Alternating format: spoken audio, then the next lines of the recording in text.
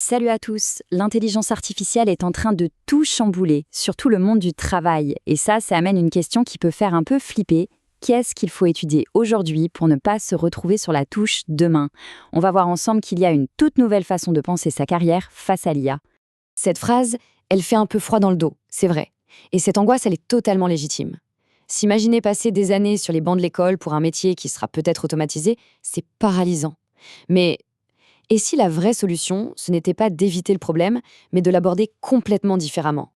En fait, le secret, ce n'est plus de chercher des métiers à l'abri de l'IA. Ça, c'est l'ancienne façon de voir les choses. La nouvelle stratégie, c'est de viser les domaines qui l'intègrent, qui la voient comme un partenaire. Le but du jeu a changé. Il faut apprendre à travailler avec l'IA pour rendre les compétences humaines encore plus fortes. Ok, alors rentrons dans le vif du sujet. On va commencer par les domaines les plus évidents, ceux auxquels tout le monde pense quand on parle d'un futur avec l'IA. On parle ici des fondations, des vrais piliers de cette révolution. Premier exemple, la cybersécurité. C'est un pari super solide. Pourquoi?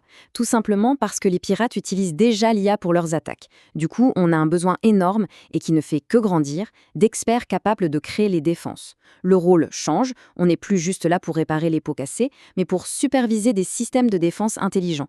C'est typiquement le jour de carrière à l'épreuve du futur.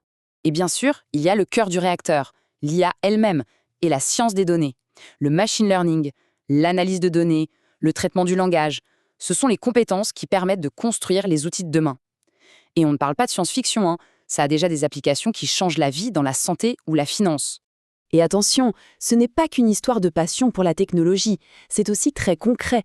Avoir ses compétences en IA sur un CV, c'est l'assurance d'être non seulement pertinent sur le marché du travail, mais aussi d'être très, très bien valorisé. La demande explose et les salaires suivent, tout simplement. D'accord, on a vu les choix logiques, les piliers de la tech. Mais si je disais que le domaine le plus sûr, le plus résistant à l'automatisation, n'était pas du tout celui auquel on pense en premier? La réponse est plutôt inattendue. Alors, c'est quoi ce fameux secteur? Eh bien, la réponse, elle se trouve à un croisement assez surprenant. Pas dans la pure technologie, mais pile à l'intersection entre l'IA et ce qui fait de nous des humains. Et voilà. Le secteur qui a le plus d'avenir face à l'automatisation, c'est la médecine, augmentée par l'intelligence artificielle. J'insiste sur le mot, pas la médecine remplacée, mais bien la médecine augmentée. La différence, c'est énorme. On ne parle pas d'une IA qui va faire le travail d'un médecin toute seule. On parle d'une IA qui devient un outil incroyablement puissant dans les mains d'un expert humain, pour l'aider à être encore meilleur. Comment ça marche en pratique? C'est simple. L'IA peut par exemple analyser des milliers de radios en quelques secondes pour y déceler une anomalie qu'un œil humain aurait pu manquer. Ou alors elle peut croiser des données génétiques pour proposer le traitement le plus personnalisé possible. Mais à la fin, qui prend la décision? Qui parle au patient? Qui fait preuve d'empathie? Ça reste le rôle irremplaçable de l'humain. C'est ça le point crucial. Cette collaboration rend les métiers de la santé incroyablement solides. L'IA n'est pas une menace pour un médecin ou un chirurgien. C'est un peu comme un stéthoscope du XXIe siècle. Un outil en plus pour mieux faire son travail. Et ce modèle de partenariat entre l'humain et l'IA, il ne se limite pas du tout à la médecine. En fait, c'est la clé pour comprendre plein d'autres secteurs d'avenir. Faisons un petit tour rapide de quelques autres domaines super prometteurs. Prenons la biotechnologie. Là-bas, l'IA permet d'accélérer la recherche de nouveaux médicaments à une vitesse qu'on n'aurait jamais pu imaginer il y a à peine 10 ans. C'est une vraie révolution. Pareil pour la robotique. L'idée, ce n'est plus seulement de construire des automates, mais de créer des robots intelligents qui peuvent assister les humains dans des tâches très complexes, que ce soit en chirurgie de pointe ou pour explorer la planète Mars.